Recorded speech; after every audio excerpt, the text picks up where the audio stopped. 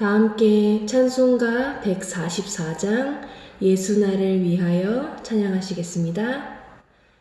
찬송가 144장 예수 나를 위하여 다 함께 찬양하시겠습니다.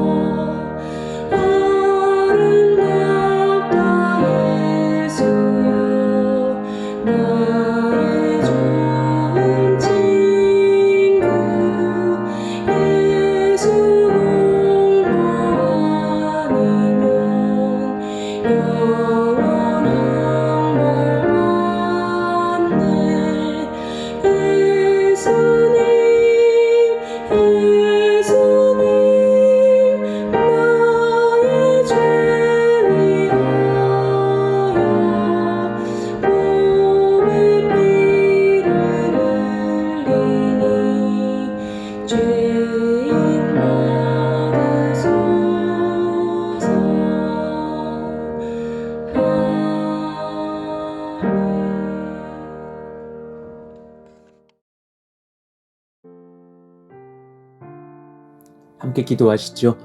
하나님 감사합니다. 예수님 복음 바로 아는 은혜를 주시니 감사하고 또한 더욱더 그 복음을 바르게 알길 원합니다. 예수님 더 알기 원하고 우리 주 성령님을 더 누리며 배우며 경험하기를 원하며 의무감으로서가 아니라 사랑과 감동과 간절함으로 말씀 앞에 엎드리며 기도할 수 있기를 원합니다. 이러한 것들이 나의 자연스러운 호흡이 되며 양식이 되기를 원합니다.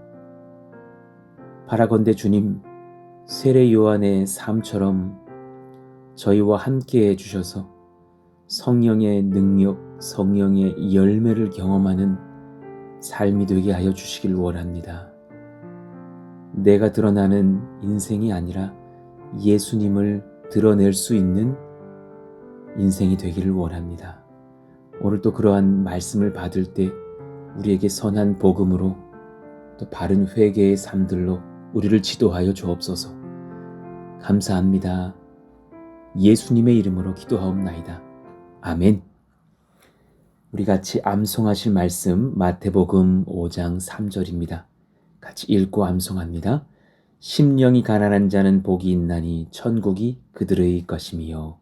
마태복음 5장 3절 말씀. 아멘. 오늘 우리에게 주시는 하나님 말씀은 누가복음 3장 3절에서 17절의 말씀입니다. 3절에서 17절의 말씀 우리 한 절씩 교독하겠습니다. 요한이 요단강 부근 각처에 와서 죄 사함을 받게 하는 회개의 세례를 전파하니 선지자 이사야의 책에 쓴 바 광야에서 외치는 자의 소리가 있어 이르되 너희는 주의 길을 준비하라. 그의 오실 길을 곧게 하라. 모든 골짜기가 메워지고 모든 산과 작은 산이 낮아지고 굽은 것이 곧아지고 험한 길이 평탄하여질 것이요 모든 육체가 하나님의 구원하심을 보리라 함과 같으니라. 요한이 세례받으러 나오는 무리에게 이르되 독사의 자식들아 누가 너희에게 일러 장차 올 진노를 피하라 하더냐. 그러므로 회개에 합당한 열매를 맺고 속으로 아브라함이 우리 조상이라 말하지 말라. 내가 너희에게 이르노니 하나님이 능히 이 돌들로도 아브라함의 자손이 되게 하시리라. 이미 도끼가 나무 뿌리에 놓였으니 좋은 열매 맺지 아니하는 나무마다 찍혀 불에 던져지리라. 무리가 물어 이르되 그러면 우리가 무엇을 하리이까?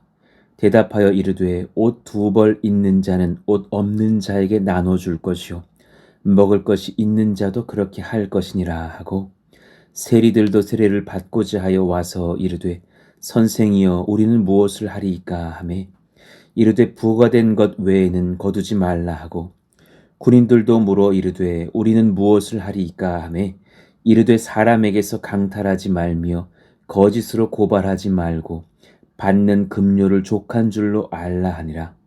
백성들이 바라고 기다림으로 모든 사람들이 요한을 혹 그리스도신가 심중에 생각하니 요한이 모든 사람에게 대답하여 이르되 나는 물로 너희에게 세례를 베풀거니와 나보다 능력이 많으시니가 오시나니 나는 그의 신발끈을 풀기도 감당하지 못하겠노라.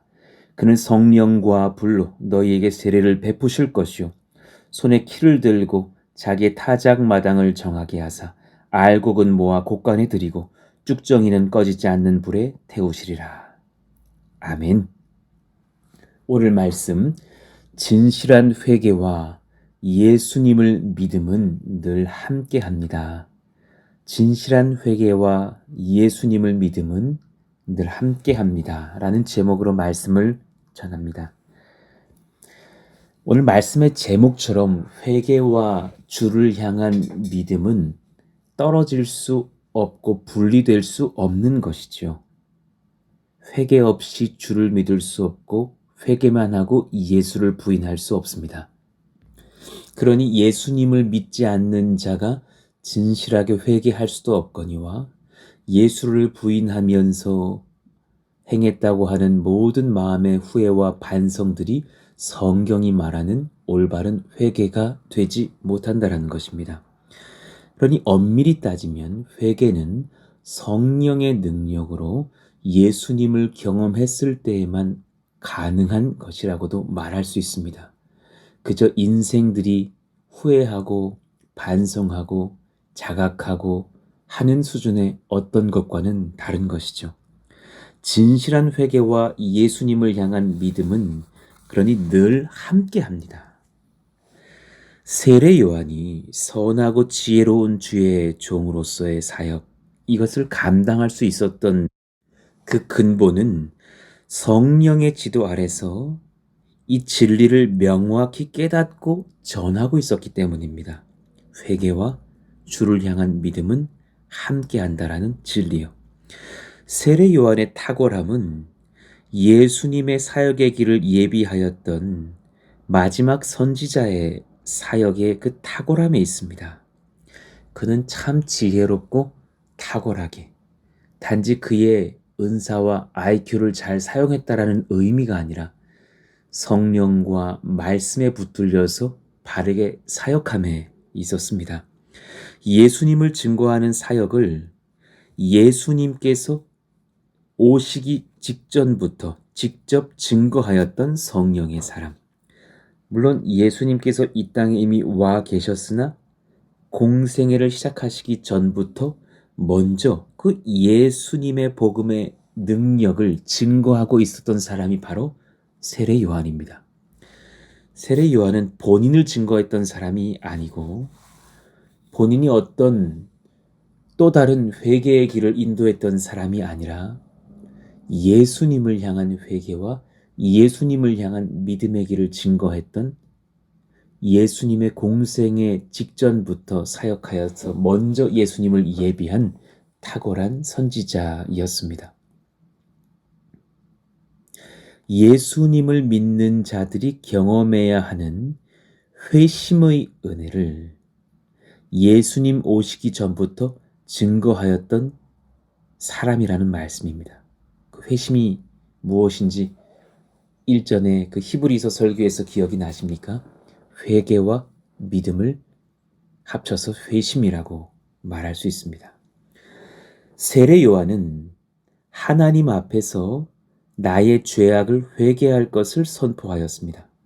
다른 어떤 복음을 전한 것이 아니라 하나님 앞에서 나의 죄를 회개할 것을 선포했어요. 그의 세례는 이 회개를 전제로 한 것이에요. 그러니 교회의 세례의 사역도 성례의 사역도 이와 같아야 할 것입니다. 나의 죄를 회개하는 것을 전제로 하여서 세례는 이루어져야지 나의 더러운 삶은 반복되지만 예수를 추가적으로 더 믿어서 천국 갈 티켓도 확보하고 이 땅의 쾌락의 삶도 유지하겠다라는 사람에게 세례를 베풀 수는 없는 것이죠. 3절 봅시다.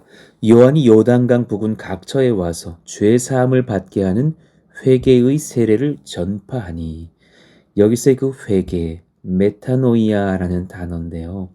마음의 변화 뿐만 아니라 죄가 반복된 삶을 돌이키는 회개. 반복적으로 내 삶이 죄로 가던 그 행동과 삶을 끊어내고 이제는 선을 행하는 길로 돌이키는 것, 그것을 메타노이아라고 하는 거예요. 하나님을 향한 회심의 의미예요. 회심, 돌이킴. 죄를 향해 걸어가던 삶의 여정을 청산하고 하나님의 말씀, 성령, 우리 예수님을 쫓아가며 그분이 원하시는 대로 행동하기로 하는 삶, 이것을 회개라고 하는 거예요. 그러니 회개는 예수님 떠나서는 불가능한 거라는 것을 우리는 이해하게 되는 것이죠. 하나님 앞에서 나를 돌아보는 마음의 변화, 삶의 변화를 가져오는 그 놀라운 은혜의 회개가 일어났다라는 거예요. 세례 요한의 사역 속에서 많은 백성들의 심령과 삶의 변화가 있었어요. 궁극적으로 이 회개 세례는 메시아의 십자가 죽음과 부활을 예표하는 사역이기도 했죠. 그 회개가 하나님 앞에서 정말 회개의 기도로서 죄사함을 얻기 위하여서는 예수님의 우리를 향한 속죄의 피 흘리심이 없이는 불가능한 것이기 때문이죠. 그래서 세례 요한은 이사야서 40장 3절에서 5절의 말씀을 인용하여서 설교하였어요. 선지자 이사야의 책에 쓴 바 광야에서 외치는 자의 소리가 있어 이르되 너희는 주의 길을 준비하라. 그의 오실 길을 곧게 하라. 모든 골짜기가 메워지고 모든 산과 작은 산이 낮아지고 굽은 것이 곧아지고 험한 길이 평탄하여질 것이요 모든 육체가 하나님의 구원하심을 보리라 함과 같으니라.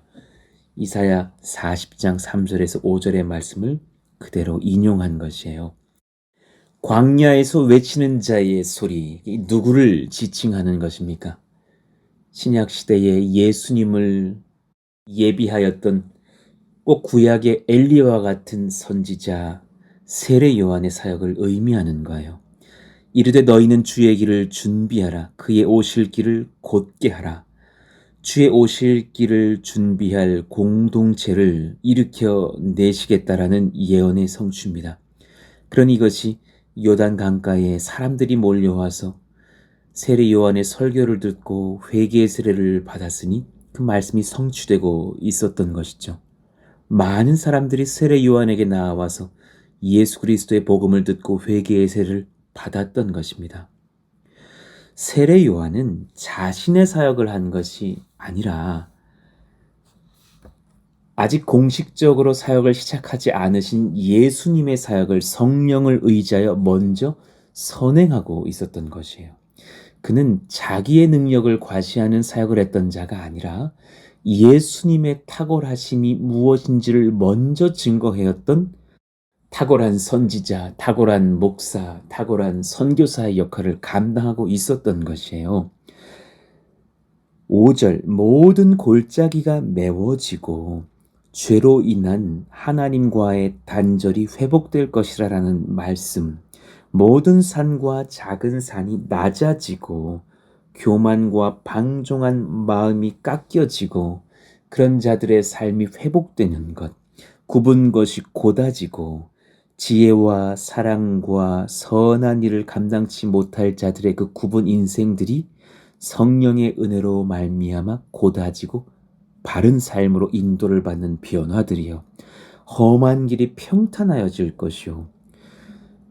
착취와 억압과 고난과 죽음의 삶 속에서 구속을 약속받는 하나님의 백성들의 그런 변화들이요.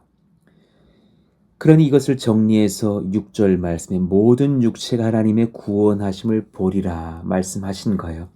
그러니 아까 5절에서 읽었던 그 네 가지 것들을 다 합치면 바로 이 6절 말씀의 성취, 예수님의 거룩한 구원 사역의 성취가 이루어지는 것이겠죠. 세례 요한은 회개하지 않는 자들을 향해서 과감하게 독사의 자식이라고 정죄했어요. 얼마나 센 표현이에요. 요한이 세례받으러 나오는 무리에게 이르되 독사의 자식들아 누가 너희에게 일러 장차 올 진노를 피하라 하더냐. 아주 세게 담대하게 선포했어요. 특별히 다른 사복음서들을 연구해 보면 바리새인들과 사두개인들을 향하여서 이렇게 정죄하였다라는 것을 볼 수 있어요. 그런 사람들이 회개한다라는 것 자체를 수치로 여기고 자신들의 의로움을 강조하였던 그 교만과 거짓의 죄들이 있었기 때문이 아닐까 판단이 되죠. 세례 요한의 설교를 마태복음 3장 7절에서 보면 이렇습니다. 요한이 많은 바리새인들과 사두개인이 세례 베푸는데 온 것을 보고 이르되 독사의 자식들아 누가 너희를 가르쳐 임박한 진노를 피하라 하더냐. 그러니 오늘 누가복음 3장의 이런 표현들이 특별히 바리새인들과 사두개인들, 회개하기를 원치 않는 자들, 본인이 탁월하다 주장하는 자들을 향한 그런 정죄였음을 보게 돼요. 예수님도 마찬가지셨어요. 마태복음 23장 33절을 보면 분명히 그 장의 1, 2절에 보면 서기관들과 바리새인들이 모여서 모세의 자리에 앉았을 때 하신 설교거든요.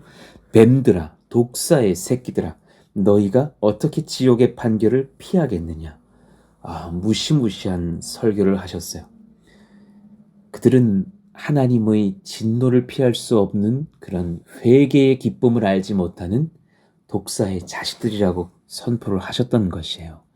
그러니 반대로 세례 요한이 설교했던 그리고 예수님의 설교의 핵심이었던 그 회개라는 것이 얼마나 우리에게 큰 은혜인지를 깨달아야 된다는 거예요. 회개는 사람의 영혼에 가장 유익한 것 중에 하나예요. 회개를 잘하는 자들이 받는 복은 무한히 큽니다. 회개할 때 성령이 임하고 회개할 때 삶의 회복이 임하고 진실한 회개가 있을 때 자유함이 임하고 하나님을 향한 사랑과 기쁨이 회복이 되는 것을 경험하죠. 여러분 지금 마음에 답답한 것이 있을 때 내게 회개할 것이 없는지 돌아보시고 주 앞에서 진실한 회개의 기도를 드림으로 인하여서 또 삶의 변화를 일으키는 그 성령의 지도를 받음으로 인하여서 심령의 자유를 얻으시기를 축복해요. 회개는 참으로 축복입니다. 두 번째, 세례 요한이 일으켰던 이 회개의 사역, 회개의 역사는 삶의 변화를 가져오는 성령의 능력을 경험하게 하는 회개였어요. 그저 입술로만 회개하고 삶이 변화되지 않는 회개가 아니었어요. 8절, 그러므로 회개에 합당한 열매를 맺고 그랬습니다. 세례 요한의 사역은 성령께 붙들린 사역이었어요. 그가 설교하며 세례를 베푸는 사역 속에서 수많은 백성들이 회개의 능력, 삶의 변화, 마음의 주인이 바뀌는 주대심의 변화를 경험하였을 것입니다. 우리는 이 사역을 가능하게 하실 성령의 능력을 또한 구하면서 이 시대에 또한 세례 요한의 사명을 감당해야 될 줄로도 알아요. 물론 이 회개로 인한 마음의 변화가 가져오는 모든 구원의 열매들이 삶에서 다 가시적으로 막 드러나는 것은 아니겠죠.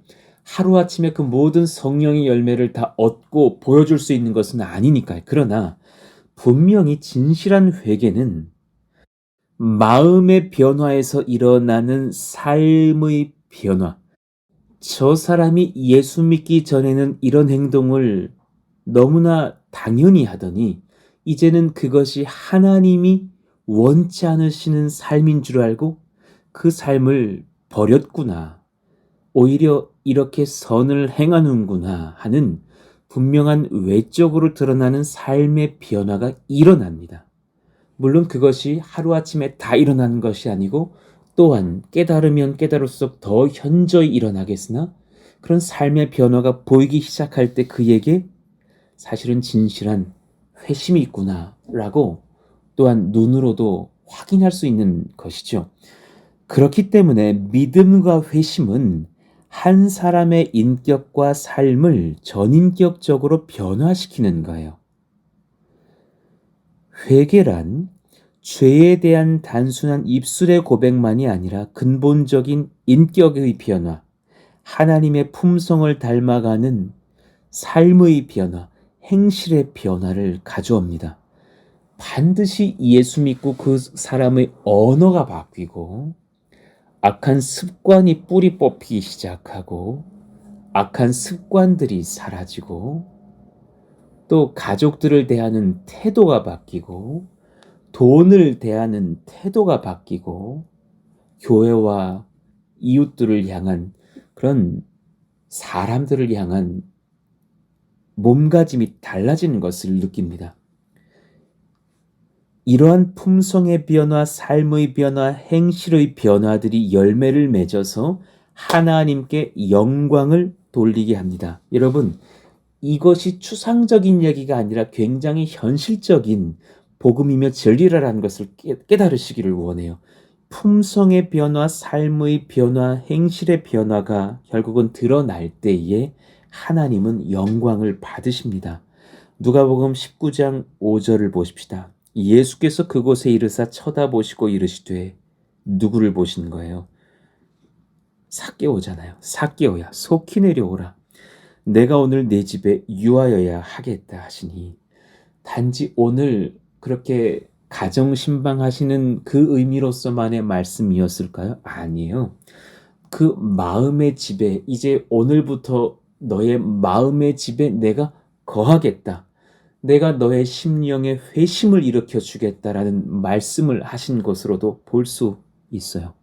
성령의 은혜로 말미암아 예수께서 그 시간 이후로부터 삭개오의 마음의 주인으로 오셨어요. 그리고 그도 또한 인격적으로 예수님을 나의 구주로 영접하는 그런 복음을 듣고 회심을 합니다.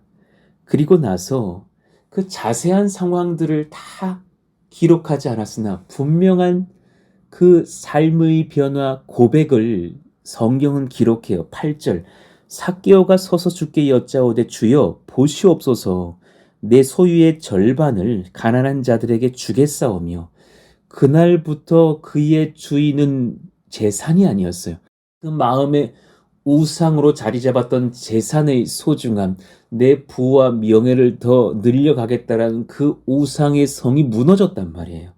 그에게 더 이상 그것이 기쁨이 아니라라는 삶의 변화, 인격의 변화, 행실의 변화, 고백의 변화가 있는 거예요. 만일 누구의 것을 속여 빼앗은 일이 있으면 내 갑절이나 갚겠나이다.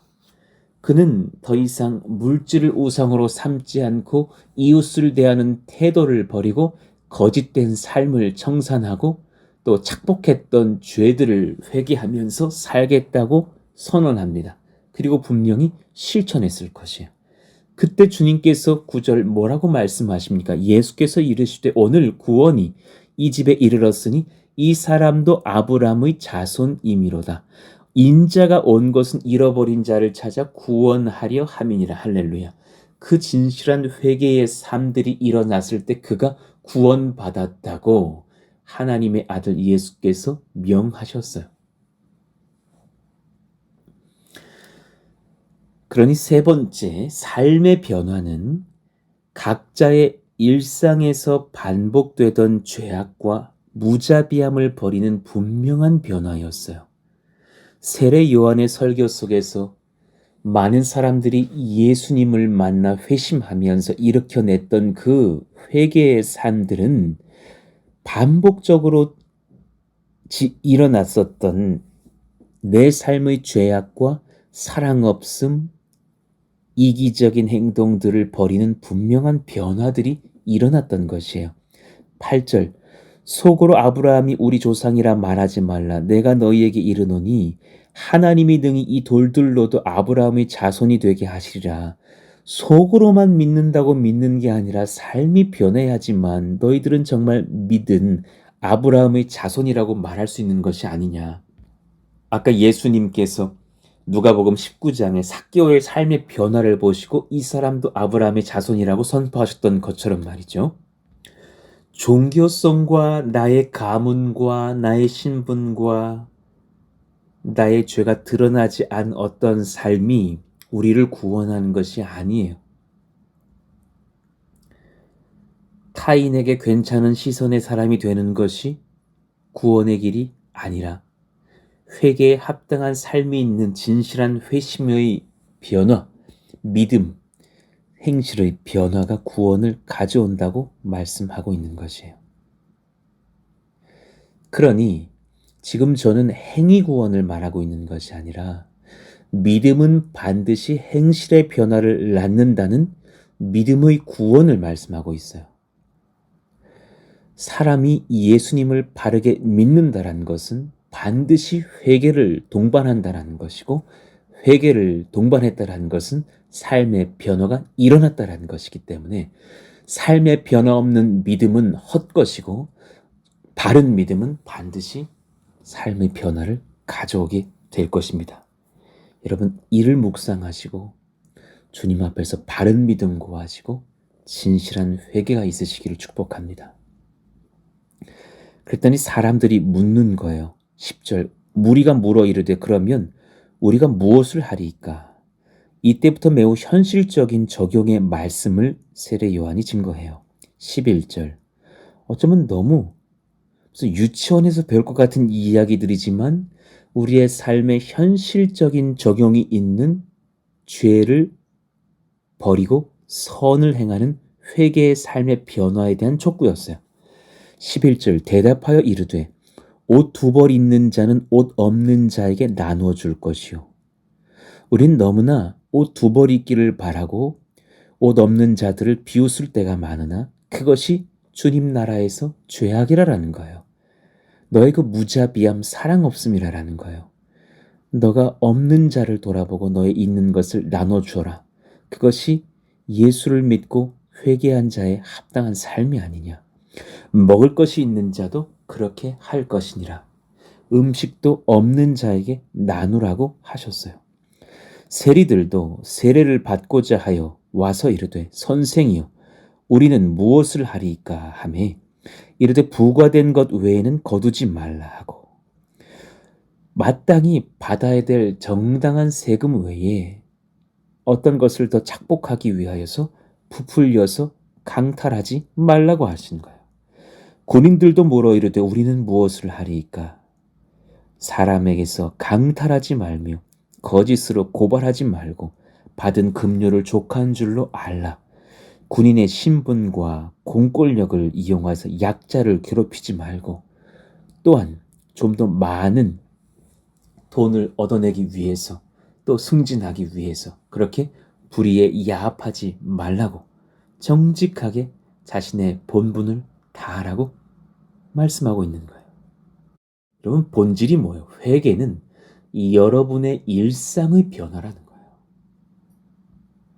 가정에서의 여러분의 삶의 태도의 변화, 여러분의 습관의 변화, 우리가 직장에서 무심결 문화를 따라 세상을 따라 자행되던 죄악의 변화, 누구나 다 하는 것이기 때문에 나도 자연스럽게 하는 어떤 옳지 않은 행실들을 버리게 되는 그런 삶의 변화가 회개라고 말씀하시는 거예요. 마지막 네 번째, 그 회개의 중심에 세례 요한은 자기 자신이 아니라 이 땅에 오신 예수 그리스도를 영접할 복음이 있음을 증거하였어요. 믿음의 주, 우리를 온전하게 하실 이는 세례 요한도 아니고 우리들의 의지도 아니고 예수님 뿐이시라는 것을 증거하였어요. 여러분, 회개를 감당할 수 있는 은혜는 예수님께로부터 얻으실 수 있어요. 우리의 의지로만 되는 것도 아니에요. 15절, 백성들이 바라고 기다림으로 모든 사람들이 요한을 혹 그리스도신가 심중에 생각하니 성령께서도 그 심중을 세례 요한이 읽을 수 있도록 하셨겠죠. 그 오해를 세례 요한이 기뻐하지 않았어요. 많은 그런 성령을 놓친 목회자들이 참 바라는 것 아니에요. 많은 성도들이 나를 예수님처럼 추종하고 존경하는 것 참 원하죠. 그러나 세례 요한은 그것을 기뻐하지 않았어요. 오직 예수님을 드러내고 그분을 사람들이 따를 수 있도록 하는 데에 그 복음의 핵심을 두고 설교하고 사역하였어요.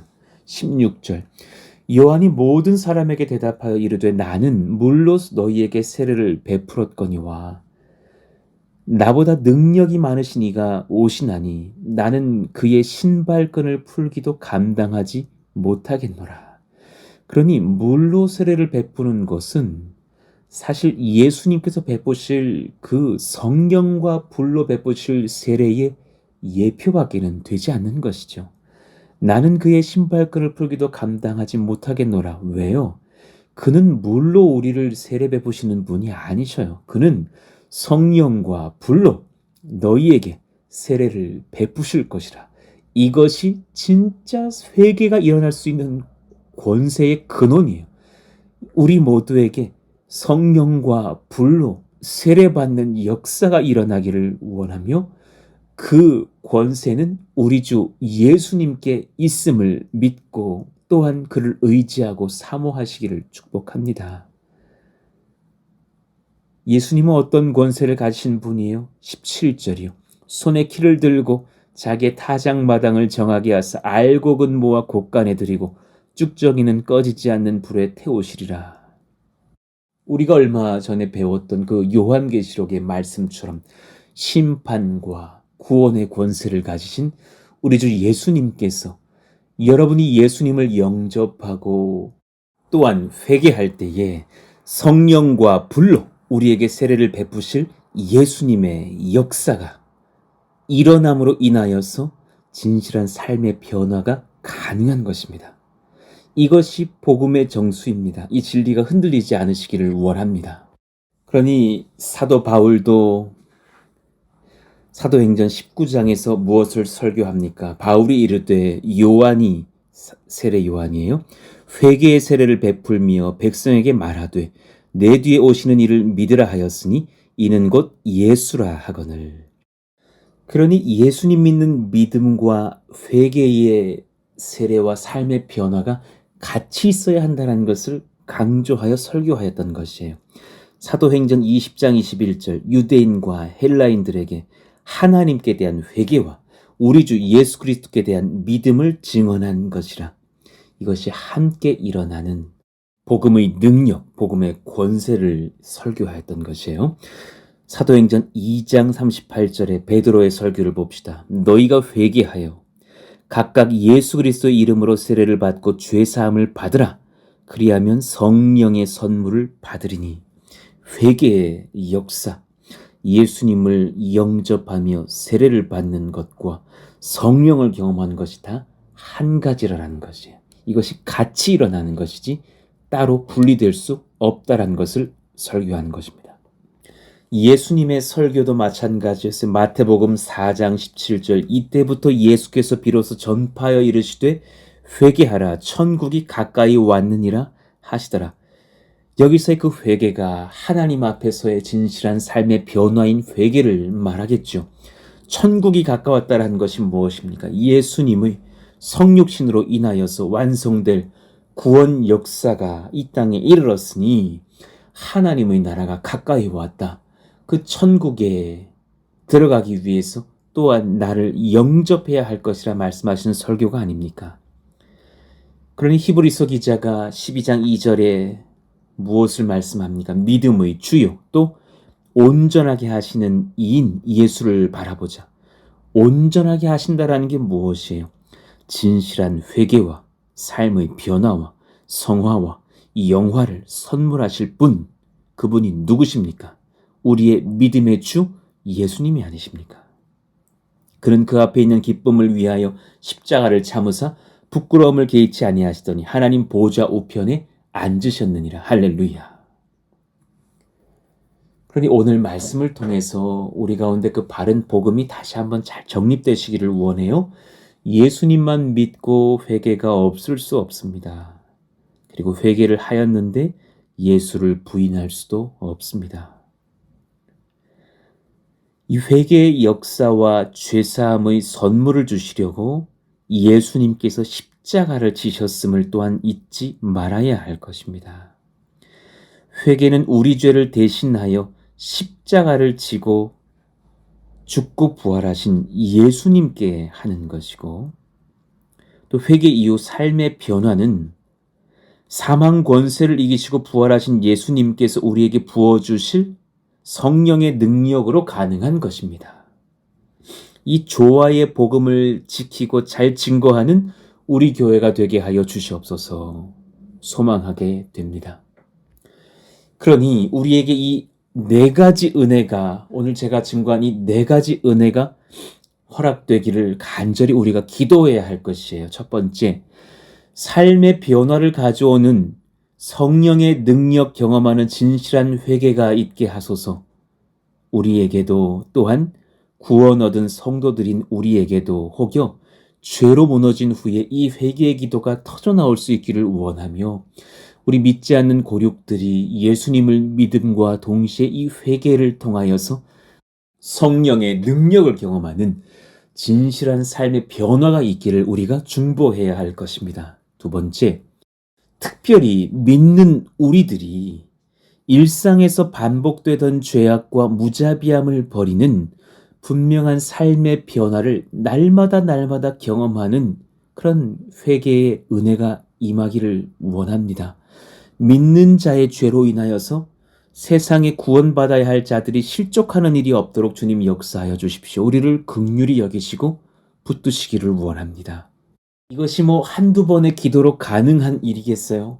여러분, 믿은 뒤에 죄와의 투쟁이 없으세요? 우린 날마다 사실 죄와 싸우고 죄에 대해서 죽은 자라 선포하며 성령을 구해야 하는 것이 아닙니까?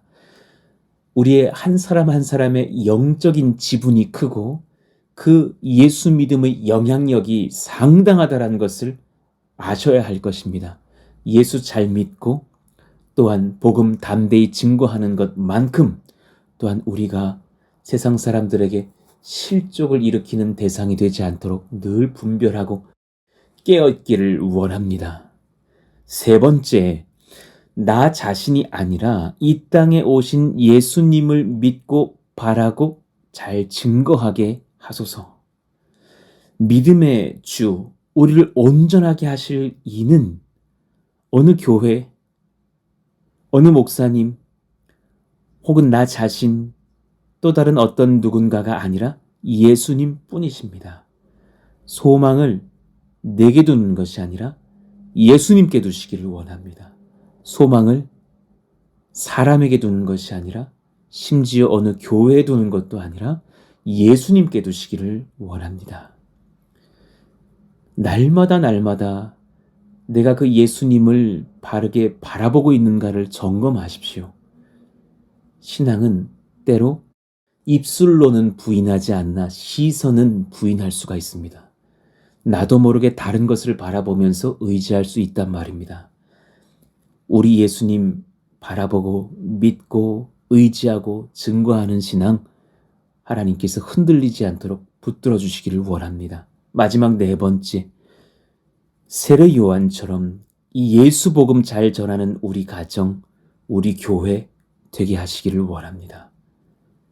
그래서 정말 삶의 변화를 가져오는 예수님의 제자들을 일으켜내는 성령의 열매가 그 복음 증거의 순종 속에서 충만하게 일어나기를 원한다고 기도해야 할 것입니다. 오늘 이 말씀을 소망하시면서 우리 같이 기도하기를 원합니다. 하나님, 예수 믿는 믿음과 삶의 변화를 일으킬 회개를 분리하지 않는 그 바른 복음을 의지하고 믿고 경험하고 전하는 저희들 모두가 되게 하여 주옵소서.